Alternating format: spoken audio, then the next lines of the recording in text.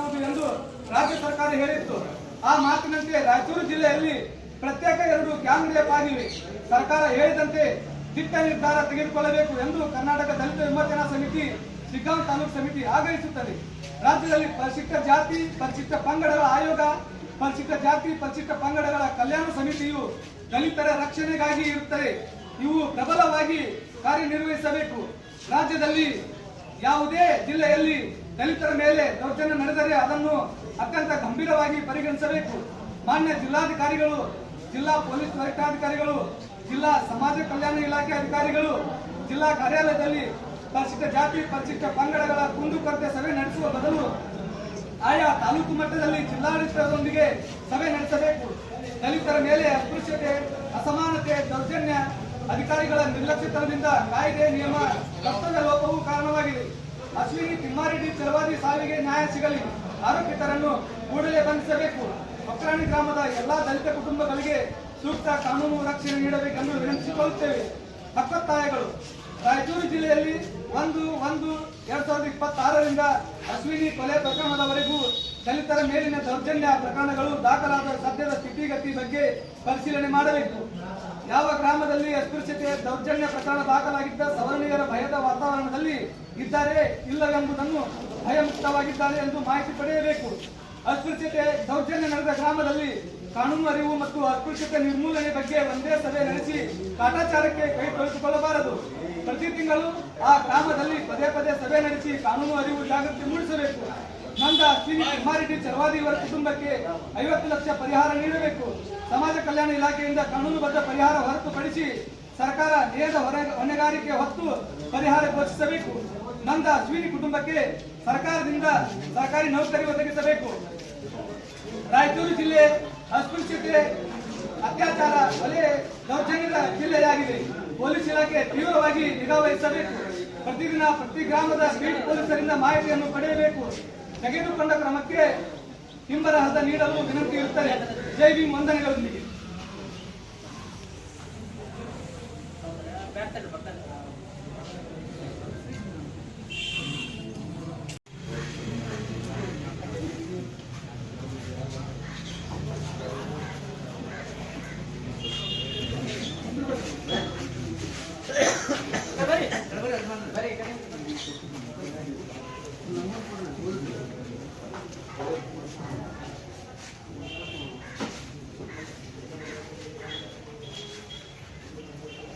ಕರ್ನಾಟಕ ದಲಿತ ವಿಮೋಚನಾ ಸಮಿತಿ ಶಿಗ್ಗಾಂವ್ ತಾಲೂಕು ಸಮಿತಿ ವತಿಯಿಂದ ಇವರಿಗೆ ಮಾನ್ಯ ಶ್ರೀ ಡಿ.ಕೆ. ಶಿವಕುಮಾರ್ ಮುಖ್ಯಮಂತ್ರಿಗಳು, ಕರ್ನಾಟಕ ಸರ್ಕಾರ, ವಿಧಾನಸೌಧ ಬೆಂಗಳೂರು, ಮಾನ್ಯ ಶಿಗ್ಗಾಂವ್ ತಹಸೀಲ್ದಾರ್ ಮುಖಾಂತರ ವಿಷಯ ಏನಂದ್ರೆ, ರಾಯಚೂರು ಜಿಲ್ಲೆ ಶಿರವಾರ ತಾಲೂಕು ಒಕ್ರಾಣಿ ಗ್ರಾಮದ ಅಶ್ವಿನಿ ತಿಮ್ಮಾರೆಡ್ಡಿ ಚಲವಾದಿ ಎಂಬ ಯುವತಿಯ ಅತ್ಯಾಚಾರ ಕೊಲೆ ಖಂಡಿಸಿ ಪ್ರತಿಭಟನೆ ಮೂಲಕ ಮನವಿ.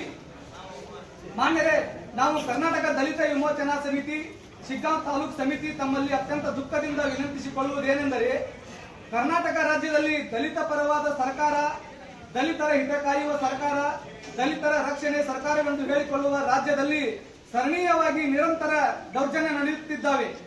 ರಾಯಚೂರು ಜಿಲ್ಲೆ ದೇವದುರ್ಗ ತಾಲೂಕು ಸಂಕೇಶ್ವರಾಳ ಗ್ರಾಮದ ಭೂಮಾನಂದ ಹದ್ದಿನಾಳ ಕೊಲೆ, ದಾವಣಗೆರೆ ಜಿಲ್ಲೆ ಚನ್ನಗಿರಿ ತಾಲೂಕು ಬೆಳಲಗಿರಿ ಗ್ರಾಮದಲ್ಲಿ ದೇವಸ್ಥಾನಕ್ಕೆ ಪ್ರವೇಶ ಮಾಡಿದ 5 ಜನ ದಲಿತರನ್ನು ಕಂಬಕ್ಕೆ ಕಟ್ಟಿ ಹಾಕಿ ಮಾಡಿ ದೌರ್ಜನ್ಯ ಅಂದರೆ ಇನ್ನು ಯಾವ ಶತಮಾನದಲ್ಲಿ ನಾವು ಬದುಕುತ್ತಿದ್ದೇವೆ?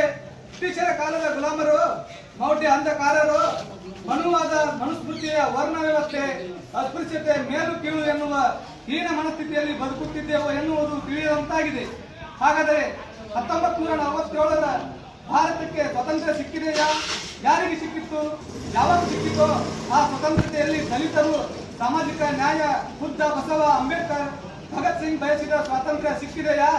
ಭಾರತ ದೇಶದಲ್ಲಿ ಡಾಕ್ಟರ್ ಬಿ.ಆರ್. ಅಂಬೇಡ್ಕರ್ ಸಂವಿಧಾನ ಜಾರಿಯಲ್ಲಿ ಇದೆಯಾ ಎನ್ನುವ ಪ್ರಶ್ನೆಯನ್ನು ಕರ್ನಾಟಕ ಸರ್ಕಾರಕ್ಕೆ ಕರ್ನಾಟಕ ದಲಿತ ವಿಮೋಚನಾ ಸಮಿತಿ ಶಿಗ್ಗಾಂವ್ ತಾಲೂಕು ಸಮಿತಿ ಪ್ರಶ್ನೆ ಮಾಡುತ್ತಿದೆ.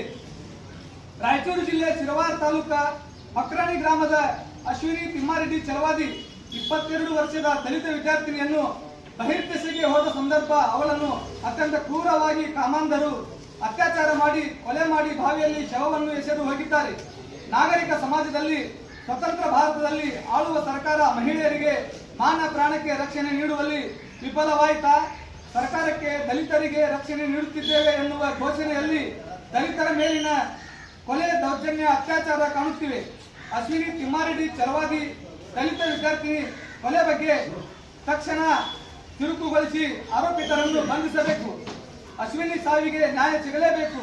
ಮಹಿಳೆಯರ ಮೇಲಿನ ಅತ್ಯಾಚಾರಿಗಳಿಗೆ ಕಡಿವಾಣ ಹಾಕುವ ಕಾನೂನು ರೂಪಿಸಬೇಕು. ಅವರನ್ನು ನಿರ್ದಾಕ್ಷಣ್ಯವಾಗಿ ಎನ್ಕೌಂಟರ್ ಮಾಡುವ ಕಾನೂನು ರಚಿಸಬೇಕು ಎಂದು ಕರ್ನಾಟಕ ದಲಿತ ವಿಮೋಚನಾ ಸಮಿತಿ ಶಿಗ್ಗಾಂವ್ ತಾಲೂಕು ಸಮಿತಿ ಒತ್ತಾಯಿಸುತ್ತದೆ.